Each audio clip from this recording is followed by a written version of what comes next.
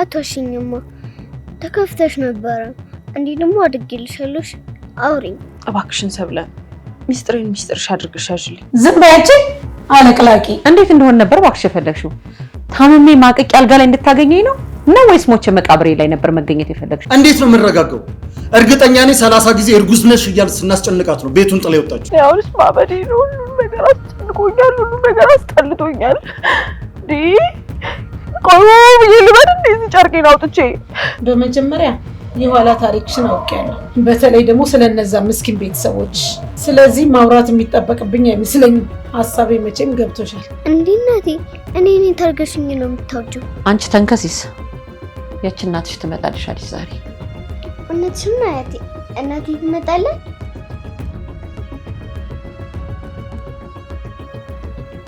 ልጄስ እንዴት ናት